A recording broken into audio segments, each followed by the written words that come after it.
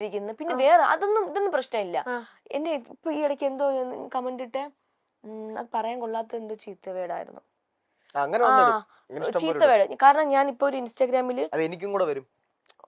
കൊളാബിടുമ്പോ അല്ല ഇപ്പൊ വന്നിട്ടുണ്ടായിരുന്ന ഒരു ഇത്, പൊതുവെ സെലിബ്രിറ്റിയിൽ ആരും ഞാൻ പല ആർട്ടിസ്റ്റുകളുടെ വീഡിയോസ് എടുത്ത് നോക്കുമ്പോൾ ജസ്റ്റ് കമന്റ് നോക്കാറുണ്ട്. അതിൽ കുറെ നെഗറ്റീവ്. അപ്പൊ ഞാനിങ്ങനെ ആലോചിക്കും, ഇതൊക്കെ എന്താ ഇങ്ങനെ ഇട്ടിരിക്കുന്നത്, ഇവർക്ക് ഡിലീറ്റ് കളഞ്ഞൂടെ, അല്ലെങ്കിൽ പോട്ടെ ഇവർക്ക് തിരിച്ച് റിപ്ലൈ എന്തെങ്കിലും കൊടുത്തൂടെ. ചില ആർട്ടിസ്റ്റ് നമ്മൾ അനുസരിച്ചേ കൊടുക്കാറുണ്ട് കേട്ടോ. അപ്പൊ ഞാൻ ഈ ഇടയ്ക്ക് ഈ ഒരു വീഡിയോ ഇട്ടിട്ടുണ്ടായിരുന്നു. എവിടെ അത്,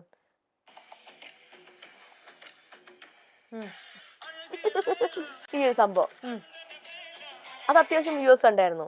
ഇതിൽ ഞാൻ മാന്യം പറ്റാന്ന് എനിക്ക് തോന്നിയത് മാന്യമായിട്ടാണ് വസ്ത്രം ധരിച്ചിരിക്കുന്ന. പിന്നെ വസ്ത്രം ധരിക്കുന്നതൊക്കെ നമ്മളുടെ ഇഷ്ടമാണ്, എങ്ങനെ ധരിക്കണം എങ്ങനെ ധരിക്കണ്ടെന്നുള്ളത്. ഇതിട്ടിട്ട് ഇതിന്റെ താഴെ വന്നിട്ട് പറയാൻ കൊള്ളാത്തൊരു നമ്മുടെ ബോഡി പാർട്ടിനെ വെച്ചൊരു സംഭവം, ഒരു ബ്രസ്റ്റിനെ പറ്റിയ ഒരു മോശമായിട്ട്. അതും റിയൽ അക്കൗണ്ട്, അത് ഫേക്ക് അക്കൗണ്ടൊന്നും അല്ല, ഒരു അക്കൗണ്ട്. അതും അയാളുടെ കുഞ്ഞുമായിട്ട് നിൽക്കുന്ന ഒരു ഫോട്ടോ, പ്രൊഫൈൽ പിക്ക്. എന്നിട്ട് ഞാൻ നോക്കിയപ്പോ അയാളുടെ പ്രൈവറ്റ് അക്കൗണ്ടാ. പോസ്റ്റ് ഞാൻ നോക്കും എത്ര പോസ്റ്റാണ് അയാൾ ഇട്ടിരിക്കുന്നത്. കാരണം ഒരു 10-12 ആണെങ്കിൽ അയാൾ റിയൽ അക്കൗണ്ട് എനിക്ക് മനസ്സിലാവും. കുഞ്ഞിന്റെ ഫോട്ടോയും കൂടെ ഇട്ടിരിക്കുന്ന സെൽഫി. ഞാൻ മെസ്സേജ് അയക്കും, ഇത് നിങ്ങളിട്ട കമന്റ് അല്ലേ എന്ന് ഞാൻ ചോദിക്കും. നിങ്ങളുടെ വീട്ടില് വൈഫും ഒരു മോള് വളർന്നു വരുന്നതല്ലേ, ആ കുട്ടി വലുതാകുമ്പോൾ ആ കുട്ടിയുടെ മോശമായിട്ട് ഇങ്ങനെ ആരെങ്കിലും പറഞ്ഞു കഴിഞ്ഞാൽ എങ്ങനെയായിരിക്കും നിങ്ങൾ എടുക്കാന്നൊക്കെ ചോദിച്ചു. അപ്പൊ അയാൾ പെട്ടെന്ന് കമന്റ് പോയി നോക്കിക്കളഞ്ഞു. അതിന് മുന്നേ ഡിലീറ്റ് കളഞ്ഞു. അത് ഞാനല്ലേ ഇട്ടത്, എന്റെ ഫ്രണ്ട് ഫോൺ മേടിച്ച് കമന്റ് ഇട്ടതാന്നൊക്കെ പറയും. ഞാൻ പറഞ്ഞു, ഇത് ഞാൻ സൈബറിൽ കംപ്ലൈന്റ് ചെയ്യും. 24 മണിക്കൂറിനുള്ളിൽ നിങ്ങളെ വീട്ടിൽ പോലീസ് വന്ന് പൊക്കും. ഇപ്പോഴത്തെ നിയമങ്ങളും കാര്യങ്ങളും നിങ്ങൾക്ക് അറിയത്തില്ല എന്ന് ഞാൻ പറഞ്ഞു. നിങ്ങൾ ഈ സെലിബ്രിറ്റികളൊക്കെ എല്ലാ അക്കൗണ്ടിൽ പോയി കമന്റ് ഇടുന്നത് പോലെ എന്റെ അക്കൗണ്ടിൽ, ഞാൻ മാന്യമര്യാദയ്ക്ക് ജീവിക്കുന്ന ഒരു പെൺകുട്ടിയാണ്, എന്റെ അക്കൗണ്ടിൽ വന്ന് കമന്റ് ഇടാൻ നോക്കിക്കഴിഞ്ഞാൽ നിങ്ങളെ പൊക്കും എന്നൊക്കെ പറഞ്ഞു. ഞാൻ അയാളെ മാക്സിമം ഞാൻ അയാളെ പേടിപ്പിക്കും, ഭയങ്കരമായിട്ട് പേടിപ്പിക്കും, നന്നായിട്ട് പേടിപ്പിക്കും. അപ്പോഴൊക്കെ സോറി, പിന്നെ വോയിസ് മെസ്സേജുകൾ, സോറി എനിക്കൊരു ഭാര്യയും കുഞ്ഞും ഉള്ളതാണ്, അയ്യോ ഒന്നും ചെയ്യില്ലെന്ന്.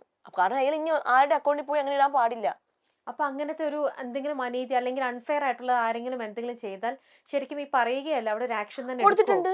ആണോ? പിന്നെ ഇതുപോലെ ട്രെയിനില്, പോലീസിലാണെങ്കിലും പിന്നെ പോലീസ് സ്റ്റേഷനിൽ പോലീസിൽ ഞാൻ കൊടുത്തിട്ടുണ്ട്, പ്രതികരിച്ചിട്ടുണ്ട്, കൈ കൊണ്ട് കൊടുത്തിട്ടുണ്ട്. ആർക്ക്? ബസ്സിലും ട്രെയിനിലൊക്കെ ചോദിച്ചു മിസ്ബിഹേവ് ചെയ്തവർക്കൊക്കെ. പിന്നെ ഞാൻ ബസ്സിലും ട്രെയിനിലൊക്കെ പോകുമ്പോ പർദ്ദയാണ് യൂസ് ചെയ്യുന്നത്.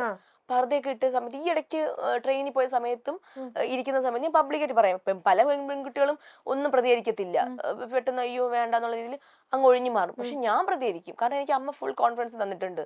പണ്ടൊക്കെ ഈ ഒരു ഫീൽഡിൽ ഇറങ്ങിയ സമയത്ത് ഒരു 3 വർഷം അമ്മ എന്റെ കൂടെ വന്നിട്ടുണ്ടായിരുന്നു. പിന്നെയാണ് ഞാൻ തനിയെ എല്ലായിടത്തും, കേരളത്തിന് പുറത്തും ഇന്ത്യക്ക് പുറത്തും ഒക്കെ ഞാൻ തനിയാണ് പോകുന്നത്. അപ്പൊ എവിടെയും ഒറ്റയ്ക്ക് പോകാനുള്ള ധൈര്യം എനിക്ക് തന്നിട്ടുണ്ട്.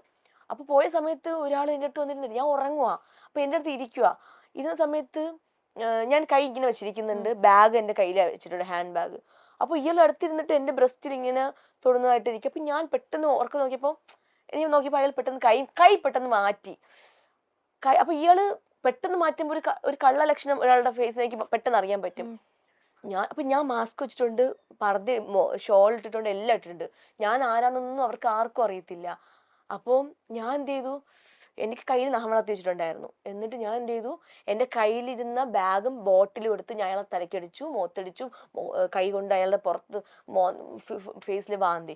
അത് മുറിഞ്ഞു കാണുമെന്ന് എനിക്കറിയില്ല. പക്ഷെ കണ്ടക്ടർക്ക് വന്നിട്ട് അയ്യോ വിട്ടേരെ ഇയാള് ഓടിക്കൊണ്ടിരിക്കുന്ന ബസ്സിനകത്ത് ചാടുക. അങ്ങനെയൊക്കെ സംഭവിച്ചിട്ടുണ്ട്. ഞാൻ കൊടുക്കളൊക്കെ കൊടുത്തു.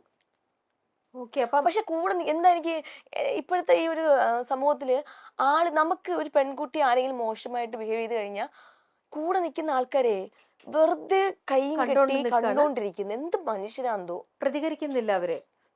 വിട്ടേരെന്ന്. ഇപ്പൊ അവരുടെ കുടുംബത്തിലൊരാളെയാണ് ഇങ്ങനെ ഉപദ്രവിക്കുകയോ ഇങ്ങനെ മോശമായിട്ട് സംസാരിച്ചു കഴിഞ്ഞാൽ അവരൊക്കെ ഇങ്ങനെയായിരിക്കും ചെയ്യുക. വിട്ടേരെ മോളെ പോട്ടെ എന്നാണോ പറയണ്ടേ?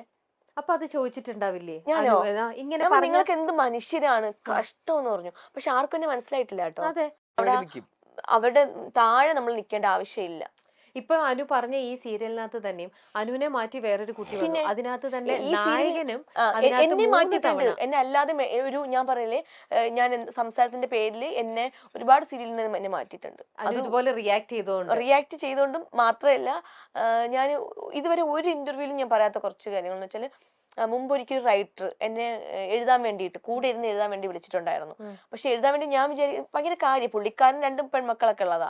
റൈറ്ററിന്റെ പേരൊന്നും ഞാൻ പറയുന്നില്ല, നിനക്കറിയാല്ലേ.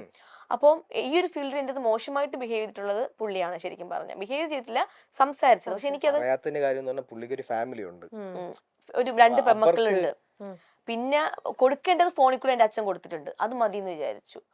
എന്നാലും അദ്ദേഹത്തിന്റെ റൈറ്റർ അല്ല, അദ്ദേഹത്തിന്റെ ജോലി ചെയ്യുന്നതിന് അനുവിന്റെ എന്നെ വിളിച്ചിട്ട് പറഞ്ഞു, മോളെ മോൾക്ക് എന്നെ ഹെൽപ്പ് ചെയ്യാൻ പറ്റുമോ, ഞാൻ പറയുന്നത് പോലെ വന്നിരുന്ന് എഴുതാൻ പറ്റുമോ എന്നൊക്കെ ചോദിച്ചു.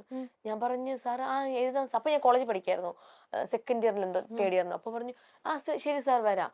അപ്പൊ പറഞ്ഞു ഓക്കെ മോളെ ഞാൻ പറയാട്ടോ. അപ്പൊ ഞാൻ അത് നല്ല രീതിയിൽ പോസിറ്റീവ് ആയിട്ടാണ് എടുത്തത്. അത് കഴിഞ്ഞ് വീണ്ടും വിളിക്കുന്നു, അനു വരാൻ പറ്റുമോ, എന്താ പിന്നെ വിളിച്ചിട്ട് എടുക്കാത്തെ. അപ്പൊ ഞാൻ ഇതെല്ലാം വീട്ടിൽ പറയുന്നുണ്ട്, എല്ലാ കാര്യങ്ങളും. അപ്പൊ പറയുക അനു എന്താ വിചാരിച്ചത്, അനുവിനെ ഞാൻ ഉപദ്രവിക്കാൻ വേണ്ടിയാണ് വിളിക്കുന്നതെന്നോ. ഞാൻ പറഞ്ഞു അല്ല സാർ, അങ്ങനെയല്ല, പിന്നെന്താ വരാത്തത്, അനു വരാൻ പറ്റുമോ ഇല്ലയോ. ഞാൻ പറഞ്ഞു ഇല്ല സാർ, ഞാൻ പഠിച്ചുകൊണ്ടിരിക്കുകയാണ്, എനിക്ക് ഇപ്പൊ വരാൻ പറ്റില്ല. ശരി, ആ സീനിൽ എന്നെ കട്ട് ചെയ്തു. ഒഴിവാക്കി. എനിക്ക് വിഷമമില്ല, കാരണം അടുത്ത സീനിൽ എന്നെ വിളിച്ചു, ഞാൻ പോയി. അത് കഴിഞ്ഞ ശേഷം ഈ പുള്ളി വേറൊരു ചാനലിൽ വർക്ക് ചെയ്യുന്നുണ്ട്. അത് എന്താണ്, ഏത് പൊസിഷനാണെന്ന് ഞാൻ പറയുന്നില്ല. ആ ചാനലില് മിക്ക സീരിയലിലും നായകന്റെ അനിയത്തി ക്യാരക്ടർ ചെയ്യുമ്പോൾ എന്നെ വിളിച്ചു, ക്യാരക്ടറിന് വേണ്ടി വിളിച്ചു. ഈ പറയുന്ന ഡ്രസ്സും കാര്യങ്ങളെല്ലാം ആയി, ഷൂട്ട് തുടങ്ങുന്നതിന് 2-3 ദിവസം ആകുമ്പോൾ ഞാൻ അങ്ങോട്ട് എൻ്റെ അച്ഛനും അമ്മയും അവരാണ് സംസാരിക്കുന്നത്, കൺട്രോളിനെ വിളിക്കും. അന്ന് എനിക്ക് ഫോണൊന്നും ഉണ്ടായിരുന്നില്ല. വിളിച്ചിട്ട് ചോദിക്കും ഷൂട്ട് നാളെയല്ലേ തുടങ്ങുന്നേ, അത് വിളിക്കുമ്പോൾ ഫോൺ എടുക്കുന്നില്ല. ഒന്നാമത്തെ കാര്യം, വേറൊരു നമ്പറിൽ നിന്ന് വിളിക്കുമ്പോൾ അത് പറയാനുള്ള ബുദ്ധിമുട്ടുകൊണ്ടാണ് ചാനലിൽ നിന്ന് പറഞ്ഞു റിജക്ട് ചെയ്യാനും. ഞാൻ എന്താ കാര്യം പറഞ്ഞ അറിയില്ല. അപ്പൊ ഞാൻ ഫോൺ വാങ്ങിച്ചിട്ട് പോയി, എന്താ ഞാൻ കരഞ്ഞു പറഞ്ഞിട്ടുണ്ട്, എന്തിനായിട്ടാ മാറ്റിയത്, ഇതിനു വേണ്ടി ഒരുപാട് കോസ്റ്റ്യൂം സ്റ്റിച്ച് ചെയ്ത് വെച്ചു എന്നൊക്കെ കുറെ കാര്യങ്ങൾ പറഞ്ഞു. അപ്പൊ അയാൾ ആ സ്നേഹം കൊണ്ട് അയാൾ പറഞ്ഞു അനു ഇന്ന ആളാണ് പറഞ്ഞു മാറ്റിച്ചെന്ന്. അപ്പൊ ഞങ്ങൾക്ക് മനസ്സിലായി എന്തുകൊണ്ടാണെന്ന്. അതുപോലെ ആ ചാനലിൽ പിന്നെ ഞാൻ ഒരു വർക്കും ഞാൻ പോയി ചെയ്തിട്ടില്ല, വിളിച്ചിട്ട് പോലും ചെയ്തിട്ടില്ല.